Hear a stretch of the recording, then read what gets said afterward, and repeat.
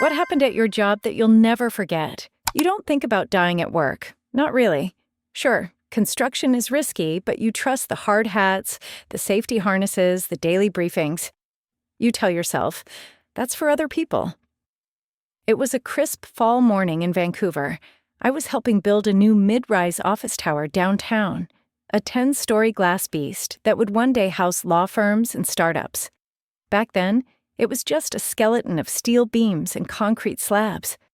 That day, we were lifting a massive steel girder, 4,000 pounds of pure industrial muscle, into place on the 8th floor. The crane operator, a guy named Joe with 20 years on the job, handled the controls. We trusted Joe. I was standing on the slab below, guiding the beam into place with hand signals. I remember the sun reflecting off the glass shards of nearby buildings, the smell of hot tar from fresh roofing. Everything was normal, until it wasn't. First, the cable holding the beam jerked, just a twitch, like a muscle cramp. Then came the sound, a deep groan of metal under stress. Everyone froze. The crane tipped, not much at first, but enough to notice. The beam started to sway, slowly at first, then faster. Joe's voice crackled over the radio, strained but calm. "Clear out! Now!" I didn't think. I ran, hearing shouts behind me, the clang of dropped tools, the thudding of heavy boots on concrete. Behind me, the beam swung wild, smashing into a scaffolding pole. The pole bent like it was made of tinfoil. I glanced back and saw the crane lurch again, tilting farther, the arm groaning under impossible strain. Joe fought it, manipulating the controls, somehow swinging the beam away from the main site. It crashed down onto an empty lot next door with a noise like the world ending, a deafening metallic roar, followed by silence so complete it rang in my ears. We were lucky. Stupidly, unbelievably lucky. The investigation later found a fault in the crane's hydraulic system, something no one could have predicted, a 1 in a million mechanical failure. I stayed in construction for a few more years, but I never stood under a suspended load again. To this day, whenever I walk under scaffolding or see a crane against the skyline, I feel that old fear, sharp and cold in my gut. You don't think about dying at work, until one day you realize how close it really is. You don't understand panic until you're responsible for a child who's gone missing. I was 20, working part-time at a big box retail store in Ohio, the kind with endless aisles of merchandise and 100 places for a kid to hide. Most shifts were boring. Zoning shelves, answering questions about where the batteries were. That Saturday, the store was packed. Families wandered through with shopping carts overflowing. I was stocking a display of winter jackets when I saw her. A young woman, maybe early 30s, standing frozen in the aisle, looking around frantically. I heard her before I saw her. "Michael? Michael!" Her voice cracked. She turned, panic radiating off her, scanning the crowd. A lost kid. I ditched the jackets and approached her. She said her son, 4 years old, had been holding her hand 1 minute, gone the next. I grabbed my walkie-talkie and called a code Atom, the store's missing child protocol. Security locked the doors immediately. Employees abandoned registers and stocking carts and fanned out. I started in the toy section. It's always the first place kids go. I checked under shelves, behind racks, even inside playhouses on display. Nothing. The mom was crying openly now, shaking, barely able to answer security's questions. Minutes dragged on. Every second felt heavier. What if someone had taken him? What if he was already outside? I moved to the clothing section, scanning each row, and then I saw movement, a tiny foot poking out from under a rack of puffy jackets. I crouched down and found him. A little boy, curled up, giggling, like it was a game. I called his name gently. He looked up, wide-eyed, confused why this wasn't funny. I took his hand and led him back to the front, where his mother broke down completely, dropping to her knees and hugging him so tight he squealed. Afterwards, once things calmed down, she found me by the jackets and hugged me too, whispering, "Thank you, thank you." It was a happy ending, but I couldn't shake the thought how easily it could have gone the other way. 1 second, one distraction. Since then, every time I see a kid wandering alone in a store, I watch just in case. You don't forget a feeling like that. Some jobs leave no room for mistakes. Working around high-voltage electricity is one of them. When I was 21, I landed an internship at a massive power plant on the outskirts of Delhi. It was a gritty, noisy place. Endless rows of transformers, towering pylons, the constant hum of energy. I was proud to be there, even if all they let me do was shadow the real engineers and take notes. On my second month, I was assigned to assist during a routine maintenance check. The job was simple: make sure the circuits were powered down, the breakers locked, the lines safe. The lockout-tagout process was drilled into us. Shut down the line, isolate the power, place a lock on the breaker, and tag it with your name. No exceptions. That day I followed instructions, mostly. I shut down the breaker but got distracted halfway through tagging it. A senior engineer called my name from across the floor, asking for help with something else. I hurried over, meaning to come back and finish the tag in a minute. I forgot. Minutes later, another engineer went to work on the supposedly deadline. As he reached out, sparks exploded, loud enough to make everyone in the room flinch. He jumped back just in time, unhurt but shaken. I realized immediately what had happened. My stomach dropped. My heart raced. I came clean, trembling, expecting to be fired on the spot. Instead, my supervisor sat me down in the control room, stared at me for a long, heavy minute, and said, "You don't get second chances with electricity. Learn from this, or leave." I stayed. I learned. I double-checked everything. Triple-checked. That scare, that near miss, has stuck with me more than any textbook lesson ever could. Even now, years later, every time I turn a switch, every time I sign off on a safety checklist, I hear his voice in my head. You don't get second chances. You expect CEOs to be bulletproof, stoic, composed, always in control. Ours was exactly that. Sharp suits, sharper tongue, the kind of woman who could reduce a room full of executives to nervous wrecks with a single raised eyebrow. The quarterly meeting was standard procedure. Senior staff, board members, all seated around a polished mahogany table in a glass-walled conference room high above London. Outside, the city buzzed. Inside, it was silent, except for the clicking of a projector and the CEO's clipped, confident voice as she dissected numbers and future projections. I sat near the back, notepad open, pretending to take notes. I had seen her do this dozens of times. She was a machine. But that day, something was off. Midway through a presentation slide, she paused. Just a beat too long. Her hand, resting casually on the table, started to tremble. A few people shifted in their seats. She cleared her throat, tried to continue, but her voice cracked, a brittle, strained sound. Then she dropped the laser pointer. It clattered to the table, and she staggered back, one hand clutching the chair. And then right there in front of the entire executive team, she collapsed. It wasn't a graceful faint.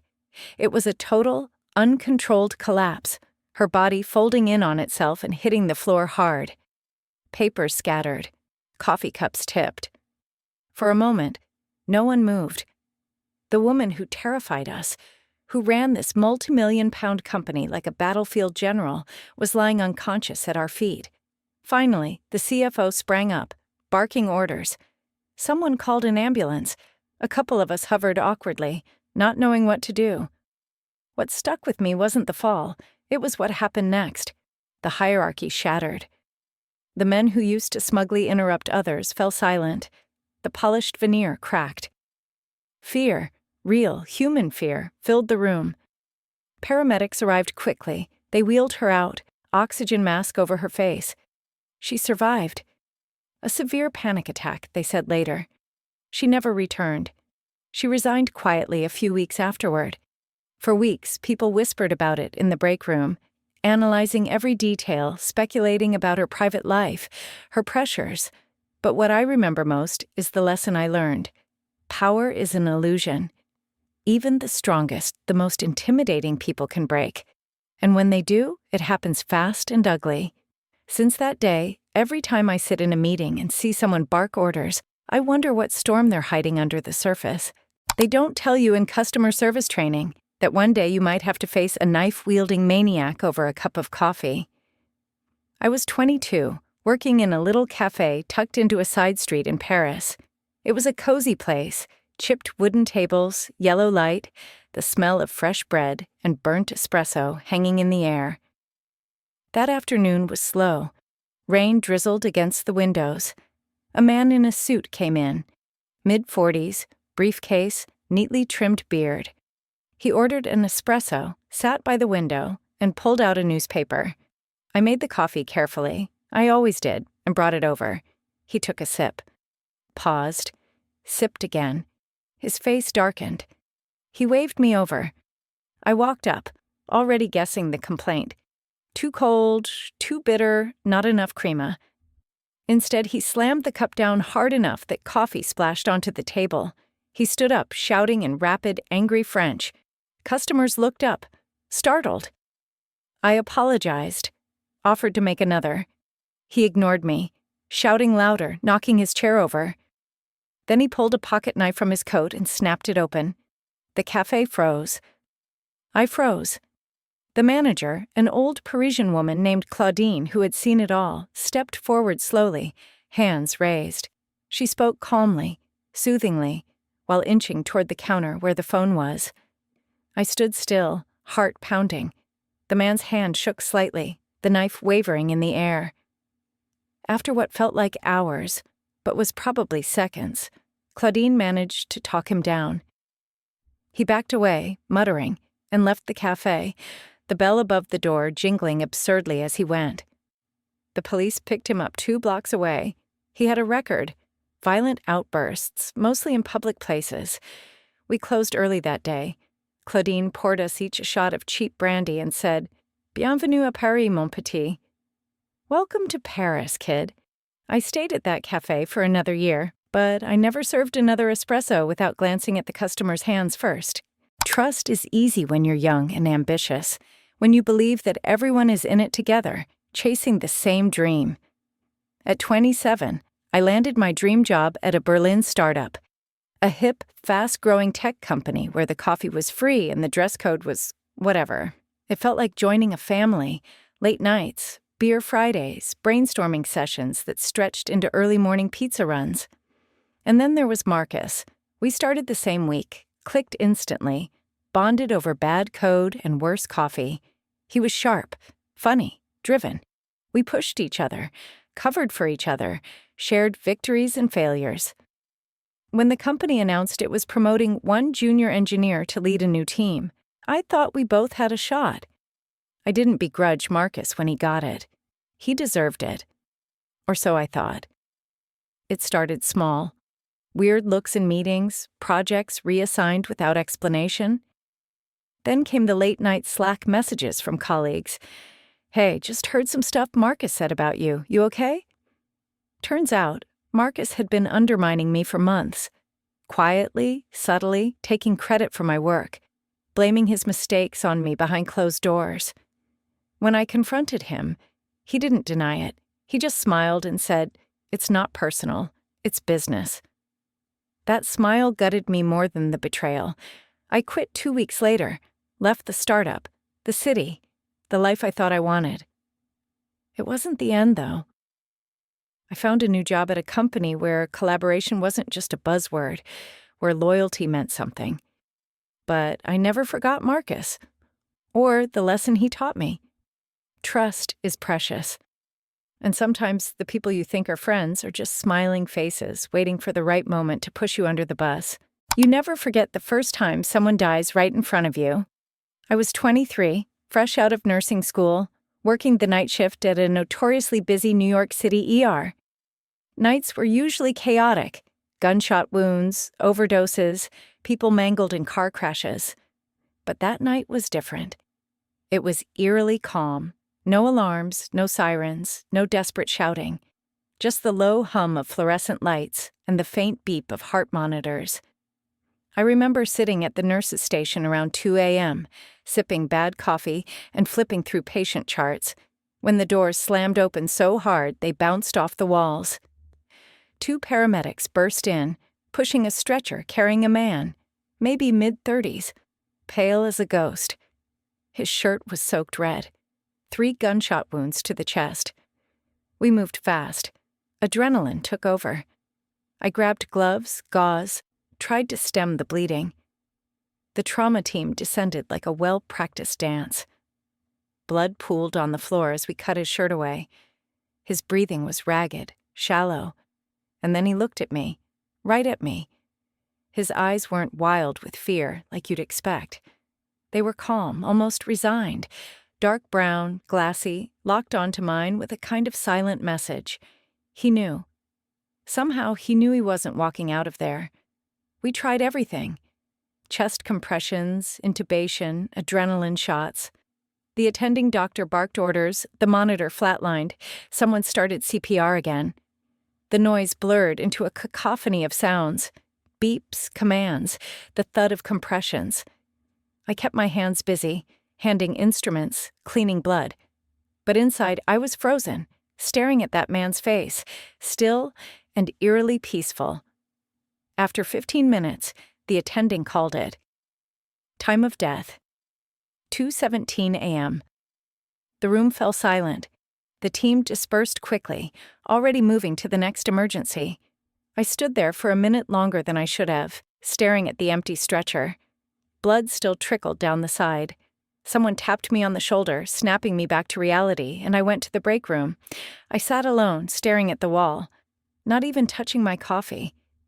I kept replaying it in my head, the way he had looked at me, not afraid, not angry, just accepting. That was the night I understood something about this job they don't teach you in school. Sometimes, no matter how hard you fight, you lose. And sometimes the patients know it before you do. People think safaris are glamorous, all sunsets and giraffes and Instagram pictures. They don't think about how close you are to death every minute. I spent a summer working at a safari lodge in South Africa, helping guide tourists through the bush. It was supposed to be an adventure, a break before graduate school.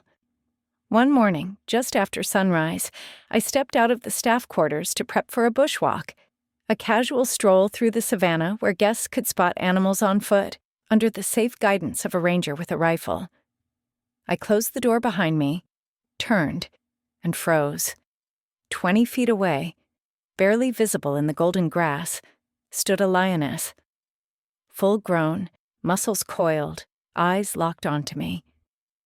There was a moment, a horrible, stretched-out moment, where neither of us moved. I knew the rules. Don't run, don't turn your back, don't make sudden movements. But knowing something and doing it are 2 very different things. I stood still, trying to look non-threatening, heart hammering so loudly I thought she could hear it. The lioness flicked her tail, took 1 slow step forward. Time slowed. My mouth went dry. And then, a miracle. She shifted her gaze, gave a small huff through her nose, and turned away, disappearing into the grass as silently as she had appeared. My legs gave out. I sat right there on the dirt, shaking, too scared to even call for help. Later, the head guide told me I was lucky. Sometimes lions bluff, sometimes they don't. I worked the rest of the season, but I never forgot that moment. The raw, unfiltered proximity to death. People think safaris are all romance and adventure. What they don't see is how thin the line really is between being a visitor and being prey. Sometimes danger doesn't announce itself. It creeps up quietly, and you only realize how close you were once it's too late. I was 19, broke and desperate for a summer job when I landed one working the docks in Barcelona. Not glamorous work. Loading cargo containers, hauling chains, baking under the Mediterranean sun. But it paid better than waiting tables. Most days blurred together in a haze of sweat and diesel fumes. The docks were alive with movement, forklifts beeping, cranes groaning, men shouting orders in Spanish and Catalan. One afternoon, I was helping guide a container, a massive steel box the size of a small house, onto a freighter. The forklift driver, a rookie, was struggling. You could see it in the jerky way the load swung, the way the tires buckled slightly under the weight. I stood on the loading platform, signaling him forward, waving my hand in the standard gesture to guide. And then, something shifted. The container tilted dangerously. I heard a metallic screech as the forklift wobbled. The driver panicked, slammed the brake too hard, and the container swung out, right toward me. Someone shouted, but I didn't wait to hear what. Instinct took over. I dove to the side just as the container slammed down where I'd been standing. The ground shook. Dust exploded into the air. I sat up, heart hammering, palms scraped raw from the fall. The container lay on its side, dented and smoking from the impact. The foreman tore into the forklift driver, screaming so loud even the seagulls took off. But I barely heard him. I was staring at the spot where, 10 seconds earlier, I'd been standing. That job paid for my first year of college. It put food on the table, but I never set foot on a dock again. Sometimes you don't realize how thin the line is between life and death until you trip right over it. If you've never seen a kitchen fire, you can't really understand how fast it happens. I was 19, fresh out of high school, working as a line cook in a busy Sydney restaurant. The kitchen was a madhouse, a blur of orders shouted over the clatter of pans, the hiss of oil, the slam of oven doors. I was the new guy, bottom of the hierarchy assigned to the fryer station. Drop the fries, don't mess up, keep your head down. Easy, right? That afternoon, the lunch rush hit like a tsunami. Orders piled up. The head chef barked at me to move faster. I was sweating, palms slick inside my gloves, heart pounding. I dropped a basket of fries, heard a sputter, and turned away for a second, just 1 second, to grab more. When I turned back, the fryer was a column of flame. It wasn't a small fire. Flames licked the stainless steel hood, black smoke coiling toward the ceiling. Someone screamed. The fire alarm blared. Pots clattered to the floor as people backed away. The head chef yelled something about the extinguisher, but in the chaos, his words were lost. I moved on instinct, grabbed the extinguisher, yanked the pin, aimed at the base of the fire like they taught us in orientation. The foam exploded out, smothering the flames. Smoke filled the kitchen, thick and acrid. Coughing, blinking against the sting, I kept spraying until the canister ran dry. The fire was out, the fryer was destroyed, but the kitchen, and everyone in it, was safe. Afterwards, sitting outside in the cool air, my hands still shaking, the head chef came over. He didn't say much, just clapped me on the back and muttered, "Good work, kid." It wasn't glamorous, it wasn't heroic, but it was real. That day taught me something most jobs don't. When it all goes wrong, you can't wait for someone else to fix it. You move, you act, even if you're terrified, especially if you're terrified.